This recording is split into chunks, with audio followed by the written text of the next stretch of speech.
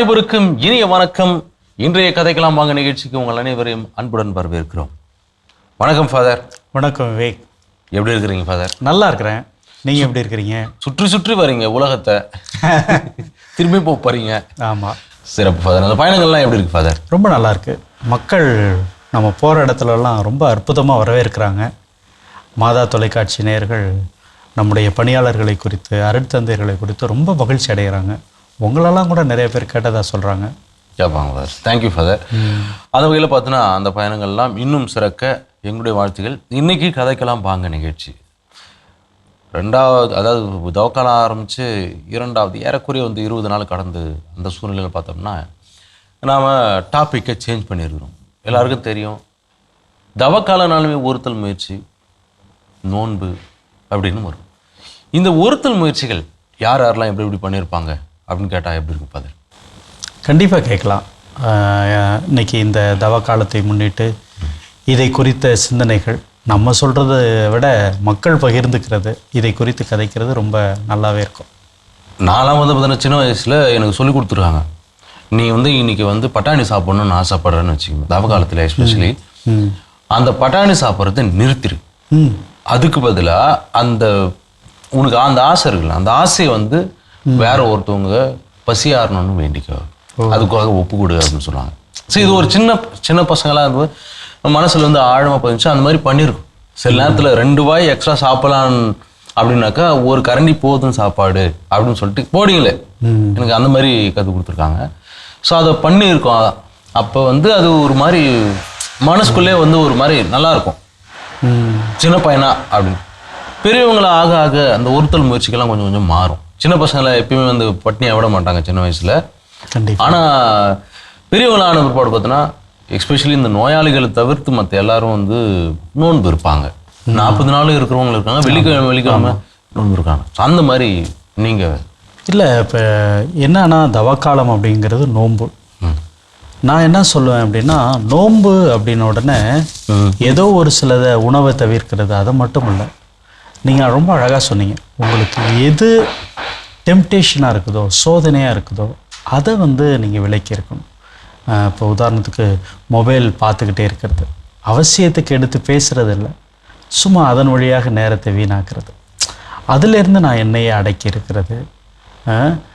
என்னுடைய ஏதாவது இப்போ உதாரணத்துக்கு ஐஸ்கிரீம் நான் நிறைய சாப்பிட்ணுன்ற ஒரு உணர்வு இருக்குது, இல்லை வேறு ஏதோ ஒன்று அடிக்கடி சாப்பிட்ணுங்கிற ஒரு உணர்வு இருக்குது. அதை நான் அப்படியே கொஞ்சம் கண்ட்ரோல் பண்ணிக்கிட்டு அதை யாருக்காவது ஒப்பு கொடுக்கறது. இதுதான் நம்ம சொல்லுவோம், சிறுமலர் தெரசா அவங்க தன்னையே அடக்கி ஒருத்தல் முயற்சி கடவுளுக்கு தன்னை அர்ப்பணித்தது. சிறப்பு ஃபாதர். இன்றைய நிகழ்ச்சியுடைய முதல் காலர் யாருன்னு பார்த்துடலாம். வணக்கம், யார் பேசுறீங்க, எங்கிருந்து பேசுறீங்க? ஹலோ வணக்கம், யார் பேசுறீங்க, எங்கிருந்து பேசுறீங்க? நான் திருச்சியில இருந்து சோஃபியா டேனியல் பேசுறேன். சிறப்புமா சோஃபியா டேனியல் அவர்களே, உங்களுடைய ஒருத்தல் முயற்சி குறித்து ஃபாதர் இருக்காங்க, பவுலா ஃபாதர், அவங்க கிட்ட பகிர்ந்துங்க. வணக்கம், எப்படி இருக்கீங்க? நல்லா இருக்கேன் ஃபாதர். நல்லா இருக்கேன். ரொம்ப நல்லா இருக்கிறேன். தவக்காலம் ரொம்ப அற்புதமாக நிறைய மக்கள் நிறைய நல்ல செயல்களை செஞ்சிட்டு இருக்காங்க. இந்த வாரம் நம்ம இந்த தவக்காலம் ஒருத்தல் முயற்சி இதை குறித்து நம்ம கதைக்கிறோம். உங்களுடைய வாழ்க்கையில் நீங்கள் இதை எப்படி பார்க்குறீங்க, எப்படி இதை அனுசரிக்கிறீங்க? ஃபாதர், இந்த லெண்டேஸ்ன்றது எவ்ரி இயர் வரதுதான். ஆனா இந்த வருஷம் எனக்கு கொஞ்சம் ரொம்ப எக்ஸ்பீரியன்ஸா, அதாவது நிறைய பேர்கிட்ட நான் பழகக்கூடிய வாய்ப்புகள் எனக்கு கிடைச்சிருக்கு. ரெண்டாவது நிறைய ஹாஸ்பிட்டல்ஸ்க்கு போயிட்டு அவங்க படுற வேதனை, அவங்க படுற கஷ்டங்கள் இதெல்லாம் பார்க்கும்போது எனக்கு, அதாவது என்னோட லைஃப்ல நான் பார்த்த கஷ்டத்தை விட அவங்க படுற கஷ்டங்கள் எனக்கு ரொம்ப பெருசா இருக்கு. அதாவது எப்படி சொல்லணும்னாக்கா, நம்ம கஷ்டம் தான் பாக்குறோம், ஆனா நம்மளை விட கஷ்டப்படுற ஜனங்கள் இவ்வளவு பேர் இருக்காங்க அப்படின்றது எனக்கு ஒரு வியப்பான ஒரு விஷயமா இருந்தது. சகோதரி, இன்னும் கொஞ்சம் தெளிவாகிறதுக்காக கேட்குறோம், நீங்க என்ன வேலை செய்றீங்க? நான் இங்க திருச்சியில ஒரு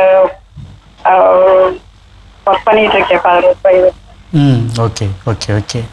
இப்போ இந்த தவக்காலங்கிறதுனால குறிப்பாக மருத்துவமனையை சந்திக்கிறீங்க, அப்படி தானே? மருத்துவமனை சந்திக்கிறேன் அப்படின்னு இல்ல ஃபாதர். இப்ப ரீசெண்டா என்னோட கசின் ஒருத்தவங்க வந்து ஹாஸ்பிட்டல் அட்மிட் ஆயிருந்தாங்க. பொதுவாகவே ஹாஸ்பிட்டலுக்கு நான் போய் பார்க்க மாட்டேன். பட் என்ன அப்படின்னா சரி போகணும், போய் பார்க்கணும் அப்படின்னு தோணுச்சு. நான் போனேன். அவங்க கையில ரோசரி குடிச்சு அவங்களுக்கு கொஞ்சம் நம்ம கொஞ்சம் பேசிட்டு ரொம்ப ஒரு மாதிரி கஷ்டமா போச்சு. அவங்கள வந்து நான் அந்த மாதிரி நான் பார்த்தது கிடையாது. அவங்க ரொம்ப போல்டான ஆளு.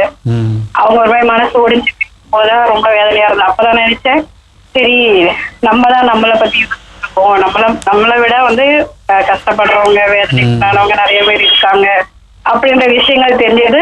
அவங்கள பார்க்கும்போது பக்கத்துல இருக்க பேஷண்ட்ஸுங்களை பார்க்கும்போது நிறைய விஷயங்கள் நான் வந்து ரொம்ப ரொம்ப அழகா சகோதரி பகிர்ந்துக்கிட்டீங்க. என்ன அப்படின்னா அதனாலதான் கடவுள் வந்து ஜீசஸ் விவிலியத்தில் ரொம்ப அழகா சொல்றார், நான் நோயிட்டு இருந்தேன் என்னை பார்க்க வந்தீர்கள். ஏன்னா நீங்கள் வந்து அவங்கள போய் பார்க்கும்போது ஏதோ அவங்களுக்கு ஒரு ஆறுதல், அவங்களுக்கு வந்து தேவையான ஏதோ பழமோ ப்ரெட்டோ வாங்கிட்டு போய் கொடுக்குறோம் அப்படிங்கிறது மட்டுமல்ல, நீங்கள் உங்களையே பக்குவப்படுத்திக் கொள்கிறீர்கள். ஆமாம் ஆமாம். அதனால தான் நம்ம வரலாற்றில் கூட வாசிக்கிறோம், புத்தர் அவரை வந்து நோய் அப்படிங்கிறது வந்து வேற ஒரு அடுத்த கட்டத்துக்கு அவரை கொண்டுட்டு போகுது. நம்ம இன்னைக்கு ஆரோக்கியமாக இருக்கிறோம் அப்படிங்கிறதுனால எதனாலும் பேசிடலாம், எதனாலும் செஞ்சிடலாங்கிறது கிடையாது. எப்போனாலும் எது வேண்டுமானாலும் நமக்கு நடக்கும். அதனால் நோயுற்றவர்களை நாம் சந்திக்கிறோம் அப்படிங்கிறது நம்மையே நாம் ஒரு வகையில் பக்குவப்படுத்தி கொள்வது அப்படிங்கிறது கூட நம்ம உணர்ந்து கொள்ளலாம். சகோதரி ரொம்ப அற்புதமாக சொன்னீங்க. இந்த தவ காலத்தில் நிறைய மக்கள் இது போல் நோயுற்றவர்களை போய் சந்திக்கிறாங்க, ஆறுதலாக இருக்கிறாங்க, தங்களோடு இருப்பதை பகிர்ந்து கொள்கிறாங்க. அவங்களுக்கும் அது ஒரு மகிழ்ச்சி, நமக்கும் நம்மையே நாம் பக்குவப்படுத்திக் கொள்கிறோம். ரொம்ப நன்றி சகோதரி. அவங்கக்கிட்ட இன்னொரு கேள்வி கேட்கலாம். கேள்வி. ஆமாம், நீங்கள் வந்து இந்த வந்து ஹாஸ்பிட்டலுக்கு போய் பார்த்தது ஒரு பக்கம், அது தவிர்த்து நீங்கள் வேற ஏதாவது காலத்தில் நோன்பு இருக்கிறது தாண்டி சின்ன சின்ன தவ முயற்சிகள் இல்லை ஒருத்தல்கள் அப்படின்னு சொல்கிறோம், அது பண்ணியிருக்கீங்களா வேற ஏதாவது? சார் எனக்கு வந்து ரொம்ப கோவம் ஜாஸ்தி வரும் சார். இந்த லெண்டேஸ்ல வந்துட்டு அதை கண்ட்ரோல் பண்ண பக்குவத்துக்கு வந்திருக்கேன். இதுதான் ஒருத்தல் முயற்சி, இதுதான் உண்மையிலே ஒருத்தல் முயற்சி. நமக்கு வந்து ஒருத்தர் மேலே கோவம் வருது அப்படிங்கும்போது பரவாயில்ல, இதை நான் வந்து கடவுளுக்காக, கடவுள் எனக்காக பாடுகள் பட்டிருக்கிறாரு, இறந்துருக்கிறாரு, நான் அதை முன்னிட்டு இதை வந்து நான் கொஞ்சம் கண்ட்ரோல் பண்ணிக்கிறேன், அதை ஏற்றுக்கிறேன் அப்படிங்கிற ஒரு உணர்வு இருக்குது பார்த்தீங்களா, நினைக்கிறோம் பார்த்தீங்களா, அதுதான் ஒருத்தல் முயற்சி. ரொம்ப அழகாக சொன்னீங்க சகோதரி. நன்றிங்கம்மா, நன்றிங்கம்மா. தொடர்ந்து நிகழ்ச்சியில் இணைந்திருங்க. உங்களுக்காக நாங்கள் ஜெபம் பண்ணுறோம், நீங்களே எங்களுக்காக ஜெபம் பண்ணுங்க. இந்த ஒருத்தல் என்ற வார்த்தை நிறைய பேருக்கு புரியாதான்னு தெரியல. ஆனால் கத்தோலிக்க கிறிஸ்தவர்களே கண்டிப்பாக இது தெரிஞ்சிருக்காங்க வாய்ப்பு இருக்கு. சின்ன வயசில் பார்த்தா அப்படின்னாக்கா அம்மா வந்து ஒன்று சொல்லுவாங்க, எங்கள் வீட்டில் நைனா எங்கம்மாக்கா 3 நாளாக காணோம் அப்படின்னா அவர் வந்து ஒடுக்கத்துக்கு போயிருக்காரு அப்படின்னு சொல்லுவாங்க. தியானம் இல்லை, ஒடுக்கம். அதே மாதிரி இது தவ முயற்சிகள் அப்படின்றத தாண்டி ஒருத்தல்னா துறவிகள் மட்டுமே, இந்த ஹெர்மிட்ஸ்ன்னு சொல்கிறாங்க, அவங்க மட்டுமே அனுசரிச்சுட்டு வந்த இந்த மாதிரியான கயிறு தலைக்கு வச்சு படுத்துக்கிறது. ஸோ இதெல்லாம் வந்து தன்னைத்தானே ஒருத்து கொள்ளுதல், கொஞ்சம் லைட்டாக ஒரு துன்பம். சரிதான். இல்லை, இப்போ நீங்கள் ரொம்ப ஒரு அழகான ஒரு கிளாரிட்டி என்ன அப்படின்னா, ஒடுக்கம் அப்படிங்கிறது வந்து என்ன அப்படின்னா என்னையே ஒடுக்கி கொள்ளுதல், அடக்கி கொள்ளுதல். ஒரு மனிதன் என்பவன் வந்து எப்படிப்பட்டவன்னா பறவை போல, அவன் பறக்க முடியாதனாலும் கூட அவனுடைய எண்ணங்களாலும் அப்படியே எல்லா இடத்துக்கும் போவான், சுற்றி திரிவான். அதுதான் அவனுடைய குணம். ஆனால் ஒரு இடத்துல ஒருவர் தன்னையே ஒடுக்கி கொள்ளுதல் அப்படிங்கிறது வந்து என்னன்னா, தன்னை அப்படியே கண்ட்ரோல் பண்ணிக்கிறது. நான் வந்து இந்த உலகமே என்னது இல்லை அப்படிங்கிறத தன்னையே, அதாவது சொல்கிறாங்களே, ஒன்றுக்குமே உதவாத இந்த வாழ்க்கையில், எதுவுமே இல்லாத இந்த வாழ்க்கையில் என்னையே ஒடுக்கி கொள்ளுதல், அடக்கி கொள்ளுதல், அதுதான் ஒடுக்கம். அடுத்தது வந்து ஒருத்தல் அப்படிங்கிறது வந்து உங்களுக்கு பக்கத்தில் வந்து நல்ல ஒரு உணவு வச்சுருக்கலாம், இல்லை ஒரு வேறு என்னென்னமோ உங்களுக்குள்ளே இருக்கலாம், அதெல்லாம் அனுபவிப்பதிலிருந்து நான் என்னை விலக்கி கொள்கிறேன். அதான் ஒடுக்கம், ஒதுக்கி கொள்ளுது, அப்படி இந்த ரெண்டும் வந்து ரொம்ப ஒரு முக்கியமானது நம்முடைய கத்தோலிக்க இதில். சிறப்பு ஃபாதர். இன்னொன்று வந்து பார்த்தோன்னா, இந்த ஒருத்தல்லே வந்து தவிர்த்தல் அப்படின்றத தாண்டி ஒரு ஏதோ ஒரு இப்போ சினிமா பார்க்கறது அப்பெல்லாம் வந்து பார்த்தா அப்படின்னா சினிமா பார்க்கறதுலாம் பாவத்தில் வரும். சினிமா காண்பது அப்படின்றது பாவம் அப்படின்றத சின்ன வயசில் போட்டிட்டு இருக்காங்க. அதுக்கப்புறம் வந்து கைடடு வாட்சிங் அப்படின்னு சொல்லிட்டு சொல்கிறாங்க. ஃபில்மே வந்து எது படம் போகிறாங்க அப்படின்னாக்கா அதுக்கு கூட ஒருத்தவங்க பெரியவங்க துணை இருக்கணும். அந்த துணையாளர் என்ன பண்ணுவாங்கனாக்கா இதுக்காக சொல்லியிருக்காங்க அப்படின்னு சொல்லிட்டு சொல்லிக்குவாங்க. ஸோ அதிலிருந்தும் என்னை விளக்கிக்கிறேன். அதுவும் அதில் தான் நான் வருவேன். ஆமாம், தொடர்ந்து பேசலாம் காலர்கிட்ட. அடுத்து யார் இணைப்பில் இருக்காங்கன்னு பேசலாம். வணக்கம், யார் பேசுறீங்க, எங்கிருந்து பேசுறீங்க? வணக்கம் ஃபாதர், மரியே வாழ்க. என் பேர் போலின் ஃபாதர், மேலப்புதூர் பங்குல இருந்து பேசுறேங்க ஃபாதர். மதுரை. சொல்லுங்கம்மா. கோலின் அம்மா.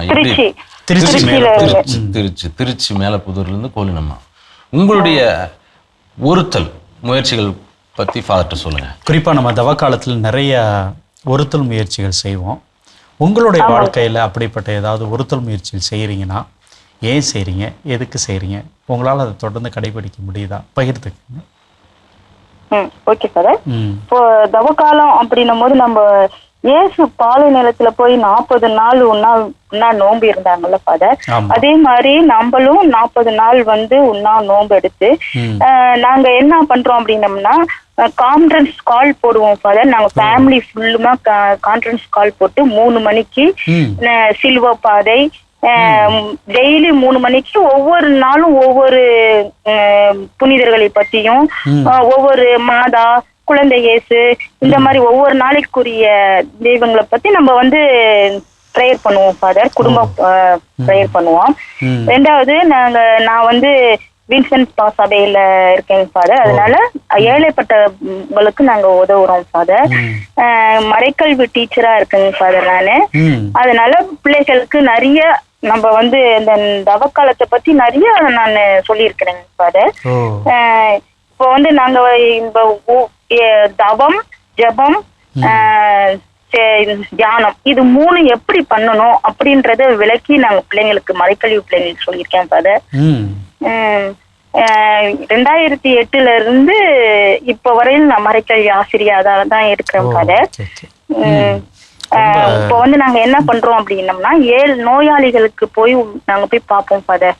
அது வந்து யாரா இருந்தாலும் சரிங்க ஃபாதர், இந்துவா இருந்தாலும் சரி, இஸ்லாமியா இருந்தாலும் சரி, கிறிஸ்தவர்களா இருந்தாலும் சரி ஃபாதர், நாங்க போய் பார்ப்போம். எங்களால முடிந்தது என்னவோ அதை வந்து அவங்களுக்கு செய்வோம் ஃபாதர். அதே போல விடிய காலையில 3 மணிக்கு நான் ஏந்திரிச்சு எல்லாத்துக்குமே ப்ரேயர் பண்ணுவேன் ஃபாதர். சிஸ்டர்ஸுங்க, ஃபாதர்ஸுங்க, குடும்பத்திற்கு, பிள்ளைகளுக்கு எல்லாத்துக்குமே நான் 3 மணிக்கு ப்ரேயர் பண்ணுவேன் ஃபாதர். அதே போல மதியானம் 3 மணிக்கு ஃபேமிலியா சேர்ந்து எங்க குடும்பத்துல இருக்கவங்க எல்லாரும் சேர்ந்து கான்ஃபரன்ஸ் கால் போட்டு பண்ணுவோம் ஃபாதர். அப்புறம் 9 மணிக்கு எங்க குடும்பத்துல இருக்கிறவங்க எல்லாருமே நாங்க ப்ரேயர் பண்ணுவோம் ஃபாதர். ஜெபமாலை பண்ணுவோம். அன்னைக்கு என்ன நமக்கு தேவைப்படுற காரியத்துக்கு வேண்டி நாங்க ஜெபமாலைலாம் பண்ணுவோம் ஃபாதர். அப்புறமேட்டுக்கு நாங்க ஒரு முதியோர் இல்லத்துக்கு போவோம் ஃபாதர். அப்புறம் இங்க நம்ம இதுல ஆஸ்பத்திரிக்கு போவோம் ஃபாதர். அங்க போய் நாங்க நோயாளிகளுக்கு பாத்துட்டு வருவோம். சைல்ட் ஜீசஸ் ஆஸ்பத்திரி இருக்கு பாத்தீங்களா, அங்க போய் அந்த குழந்தைகளுக்கு எல்லாம் பாத்துட்டு அவங்களுக்கு ஆறுதல் சொல்லிட்டு இது மாதிரி நான் ஓனா பண்றேன் ஃபாதர். யாருமே வந்து கூட்டெல்லாம் போடி கேட்க மாட்டேன். நானும் எங்க ஹஸ்பண்டும் போவோம், இல்லைன்னா நானும் எங்க பாப்பா போவோம். இது மாதிரி நாங்க போய் பார்த்து பண்ணிட்டு இருக்கோம் ஃபாதர். ரொம்ப அழகா பகிர்ந்துக்கிட்டீங்க சகோதரி. என்ன அப்படின்னா உண்மையிலுமே இந்த தவக்காலம் அப்படிங்கிறது 3 விஷயங்களை மையப்படுத்தி இருக்குது. ஜபம், தவம், தானம். ஜபம் என்பது எனக்கும் கடவுளுக்கும் இடையே இருக்கிற ரிலேஷன்ஷிப். தவம் என்பது எனக்கும் என்னுடைய உடலுக்கும் ஆன்மாவுக்கும் இடையே இருக்கிற உறவு. தர்மம் அப்படிங்கிறது எனக்கும் மற்றவர்களுக்கும் இருக்கிற அழகான உறவு. இதை வந்து நான் வந்து ரொம்ப அழகா சிந்திச்சு தியானித்து இப்ப நீங்க சொன்னீங்க நான் வந்து ஜெபம் பண்றேன், அது 3 மணிக்கெல்லாம் எழுந்து பண்றாங்க. அது வந்து அப்பதான் நம்ம ஃபேமிலியில எல்லாரும் வேலையெல்லாம் செஞ்சுட்டு ஃப்ரீயா இருப்பாங்க. நாங்க வந்து நேருக்கு நேரா அக்கா தங்கச்சிங்க எல்லாம் சந்திக்க முடியாதுங்க ஃபாதர். அதனால இந்த 3 மணிக்கு தானு வேலையெல்லாம் முடிச்சிட்டு அந்த நேரத்துக்கு வந்துட்டு நாங்க ஜெபம் பண்ணுவோம் ஃபாதர். இது வந்து நாங்க வருஷம் 8 வருஷமா பண்ணிட்டு இருக்கோம் ஃபாதர். ரொம்ப அற்புதம் சகோதரி. வாழ்த்துக்கள் உங்களுக்கும் உங்களது இந்த அற்புதமானதுக்கும். நிறைய ஒருத்தல், நிறைய அற்புதமான விஷயங்களை முன்னெடுக்கிறீங்க இந்த தவ காலத்தில். கடவுள் உங்களை ஆசீர்வதிப்பார். நன்றிங்கம்மா, நிகழ்ச்சியில் கலந்து கொண்டதுக்கு நன்றி. இன்னொரு ஒரு விஷயமும் நான் பார்க்குறேன். என்னன்னா, எனக்கு பிடிக்காது ஆனால் நான் செய்கிறேன், எனக்கு பிடிக்கும் ஆனால் நான் தவிக்கிறேன். இது ரெண்டும் தான் நம்ம ஒருத்தல் அப்படின்னு நம்ம சொல்லலாம். இப்போ உதாரணத்துக்கு நான் பாவக்காய் சாப்பிட மாட்டேன் அப்படின்னு நினைக்கும்போது இது என்னுடைய உடலுக்கு நல்லது அப்படிங்கிறது ஒரு புறம் இருந்தாலும் கூட, எனக்கு இது பிடிக்கல ஆனாலும் கூட இதையும் நான் சுவைத்து பார்க்க இந்த நாளில் அழைக்கப்படுகிறேன். அதனால தான் நம்ம ஒரு சில வீடுகள்லாம் பார்த்தோம்னா இந்த விரதம் விடும்போது என்ன பண்ணுவாங்கன்னா அகத்திக்கீரை சாப்பிடுவாங்க. கசப்பு, ஆனால் அதை சாப்பிடணும் அப்படின்னு அம்மா நமக்கு சொல்லி தருவாங்க. இது என்னன்னா, உங்களுக்கு இந்த உலக வாழ்க்கையில் எல்லாமே உனக்கு பிடித்ததாக மட்டுமே இருக்காது. உனக்கு பிடிக்காததும் கூட இந்த உலகத்தில் உனக்கு நடக்கும், உனக்கு கிடைக்கும். மற்றவர்களுக்காக அதை ஏற்றுக்கொள்வது தான் உன்னுடைய பண்பு. அதுதான் கிறிஸ்தவம். இது உணவுல இருந்தே நமக்கு ஊட்டி தராங்க, நமக்கு சொல்லி தராங்க. நம்ம அதை அப்படி புரிந்து கொள்ள வேண்டும். எனக்கு இது பிடிக்காது, ஐ ஒன்ட் ஈட் அப்படிங்கிறத தாண்டி ஒருவர் எனக்காக ஆவலாக செய்யும்போது, ஆசையாக செய்யும்போது நம்ம சாப்பிடணும் அப்படிங்கிற ஒன்று. அடுத்தது எனக்கு பிடிக்கும். இப்போ இன்னைக்கு நம்ம பார்க்கும்போது திரைப்படம், இந்த மீடியா அப்படிங்கிறதெல்லாம் தவறு கிடையாது. ஆனால் இது இல்லாமலும் நான் இருக்க முடியும். அப்போ நான் என்ன பண்ணுறேன், அதை தவிர்த்து என்னுடைய அந்த உணர்வை, அன்பை நான் வெளிப்படுத்துகிறேன். சிறப்பு ஃபாதர். அடுத்து இணைப்பில் யார் இருக்காங்க பார்க்கலாம். வணக்கம், யார் பேசுறீங்க, எங்கேருந்து பேசுறீங்க? Father good evening, praise the Lord. நான் ஜெயராணி, கோயம்புத்தூர்ல இருந்து பேசுறேன். ஒண்டிப்புத்தூர் சென்ட் ஜோசப் பாரிஸ்ல இருந்து பேசுறாங்க. அது பக்கத்துல தான் இருக்கோம். நாங்க இந்த தவ காலத்துல நான் என்னென்னலாம் பண்றேன் ஒருத்தல் முயற்சி அப்படின்னு சொல்லிட்டு நான் சொல்றேன். இந்த நிகழ்ச்சி பாக்குற நேயர்களுக்கு அது பயனுள்ளதா இருக்கும் அப்படின்னு சொல்லிட்டு நான் நம்புறேன் ஃபாதர். கண்டிப்பா கண்டிப்பா. நான் என்னன்னா, இந்த 40 days நான்வெஜ் சாப்பிடுறது எனக்கு பிடிச்ச ஃபுட் நான்வெஜ்ஜுங்க. அதனால நான் கம்மி பண்ணிப்பேன். அப்புறம் இந்த ஹோட்டல் போறது, சினிமாவுக்கு போறது, அதெல்லாம் நாங்க கம்மி பண்ணிப்போம். அதுக்கப்புறம் என்னன்னா, ஆடம்பரமா ட்ரெஸ் பண்றது, இந்த குறிப்பா பூ வச்சுக்கிறது, இதெல்லாம் கம்மி பண்ணிட்டு, அதனால நம்ம கிடைக்கிற அந்த பணத்தை சேவ் பண்ணி இந்த 40 daysல ஒரு நாள் இங்க கோயம்புத்தூர்ல நிறைய ஆதரவற்றோர் இல்லம் இருக்குங்க. அந்த ஒரு நாள் நான் அவங்க கூட தான் டைம் ஸ்பெண்ட் பண்ணுவேன். அவங்களுக்கு பிடிச்ச கிஃப்ட் வாங்கிட்டு போவேன். கேட்டுருவேன் முன்னாடி உங்களுக்கு என்ன வேணும். ஏன்னா இது நான் 4 years நான் பண்ணிட்டு இருக்கிறதுனால அங்க இருக்க குழந்தைங்க எல்லாமே எனக்கு தெரியும். அவங்களுக்கு என்ன மாதிரியான தேவைகள் இருக்கு அப்படின்னு சொல்லிட்டு எனக்கு தெரியும். அதனால நான் போன் பண்ணி உங்களுக்கு இந்த இயர் என்ன வேணும் அப்படின்னு சொல்லிட்டு கேட்டுட்டு வாங்கிட்டு போய் அவங்களுக்கு கொடுத்துட்டு, ஸ்வீட்ஸும் அவங்களுக்கு கொடுத்துட்டு அவங்களோட தான் அன்னைக்கு நான் லஞ்ச் சாப்பிடுவேன். அந்த ஒரு நாள் ஃபுல்லா நான் அவங்கள ரொம்ப ஹாப்பியா வச்சுப்பேன். ரொம்ப நன்றி. ஆமாங்க சார். அதுக்கப்புறம் என்னன்னா, மத்தவங்க கூட அனாவசியமா பேசுறத நான் கம்மி பண்ணிப்பேன் இந்த 40 daysல.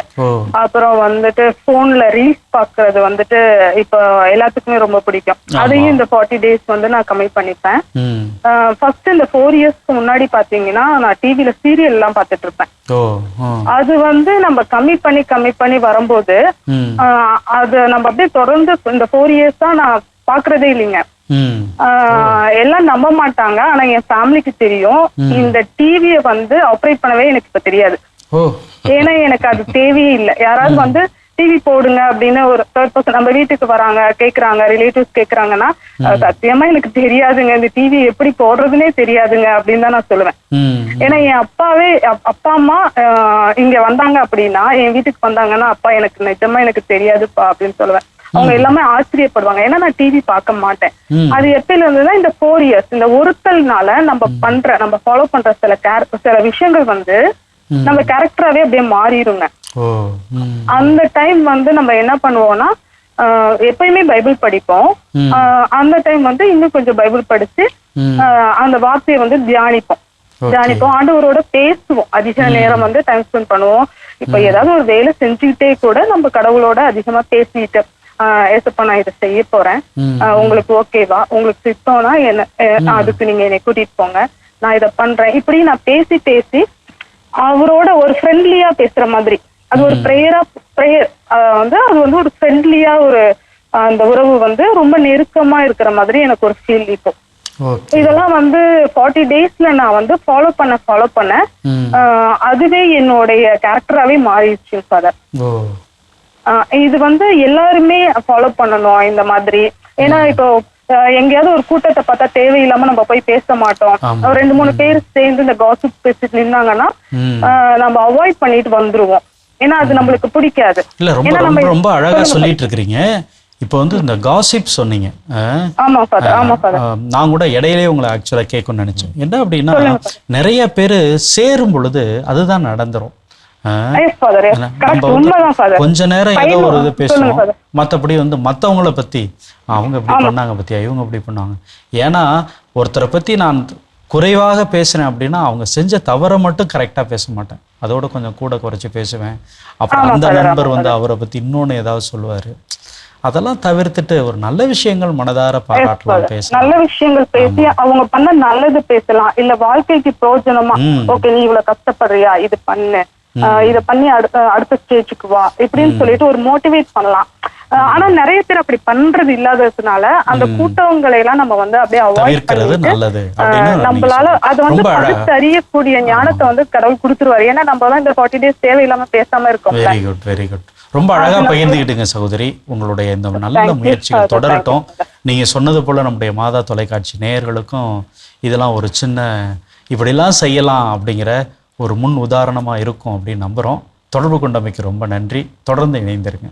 நன்றி நன்றி நன்றி. Thank you so much. சின்ன வயசுல சில இதெல்லாம் சொல்லி கொடுத்துருப்பாங்க, அதெல்லாம் திருப்பி ஞாபகம் படுத்திருக்காங்க. இந்த புறம் கூறுதல் கொஞ்ச நாளுக்கு முன்னாடி வரைக்கும் பார்த்தோம் அப்படின்னா இது வந்து ஒரு ஒருத்தல் முயற்சியில் வரும் அப்படின்றது மறந்து போன மாதிரி தான். உண்மையை சொல்லணும் அப்படின்னாக்கா நான் மறந்து தான் போயிருந்தேன். இப்போ இது திருப்பியும் அது ஆக்சுவலி இது நல்லதா கெட்டதா அப்படின்னா அஃப்கோர்ஸ் காசிப் வந்து இந்த தொழுநோய்க்கு சமம் அப்படின்னு சொல்லிட்டு திருத்தந்தை பிரான்சிஸ் அவர்கள் சொன்னார். அப்படி பண்ணுறது. ஸோ அந்த வகையில் பார்த்தோம்னா we don't have to do, எப்பயுமே அதை செய்யக்கூடாது. ஆனால் இந்த காலகட்டத்தில் எஸ்பெஷலி அது கான்ஷியஸாக நம்ம அதை தவிர்க்கணும் அப்படின்னு சொல்லிட்டு நல்லா இருக்கு. இல்லை, எனக்கு நான் 3ஆம் வகுப்பு படிக்கிறேன்னு நினைக்கிறேன். அப்போ வந்து ஒரு சகோதரி இருந்தாங்க, அருட் சகோதரி. அவங்க வந்து எனக்கு சொல்லி கொடுத்த நல்ல விஷயம் இன்னுமே எனக்கு ஞாபகம் இருக்குது. நம்ம ரோட்டில் போயிட்டே இருக்கிறோம், ஒரு கல் கிடக்குது, எல்லாருமே அதை கடந்து தான் போயிட்டுருக்கோம். நீ அதை எடுத்து தூக்கி போட்டுட்டு கடவுளே இந்த வாய்ப்பை எனக்கு கொடுத்துருக்குற ஒரு வேலை செய்கிறதுக்கு, இதை வந்து நான் உனக்கு ஒப்பு கொடுக்குறேன் அப்படின்னு சொன்னீங்கன்னா கடவுள் வந்து உன்னை அவ்வளோ ஆசீர்வதிப்பார் அப்படின்னு சொல்லி கொடுத்துருக்காங்க. அதே போல் நீ வந்து கெட்ட வார்த்தை உனக்கு சொல்லணுன்னு ஒரு உணர்வு வருது, நான் கடவுளோட பிள்ளைய நான் சொல்ல மாட்டேன் அப்படின்னு நீ சொல்கிற அப்படின்னா அது உனக்கு வந்து பிளெஸ்ஸிங்காக மாறும் அப்படின்லாம் சொல்லி கொடுத்துருக்காங்க. அப்போ வந்து நமக்கு மறைக்கல்வி அப்படிங்கிறது இதுதான். எந்த விஷயத்தை செய்யணும், எந்த விஷயத்தை செய்யக்கூடாது அப்படிங்கிற ஒரு உணர்வை, ஒரு அறிவை நாம் பெற்றுக்கொள்கிறது தான் ஒரு நல்ல மறைக்கல்வி. சிறப்பு ஃபாதர். சின்ன வயசில் நாங்கள் நிறைய வந்து ஃப்ரெண்ட்ஸுங்களோட போயிட்டு என்னவோ எக்ஸ்ப்ளோர் பண்ணுவோம். அதை பற்றி நம்ம தொடர்ந்து பேசலாம் ஃபாதர். இப்போ அடுத்து இணைப்பில் யாருக்கான்னு பார்க்கலாம். வணக்கம், யார் பேசுகிறீங்க, எங்கேருந்து பேசுகிறீங்க? வணக்கம் ஃபாதர், நான் மரிய தமிழரசி, திருச்சி மறை மாவட்டத்திலேருந்து பேசுகிறேன். சொல்லுங்கள் சகோதரி. சிறப்புமா.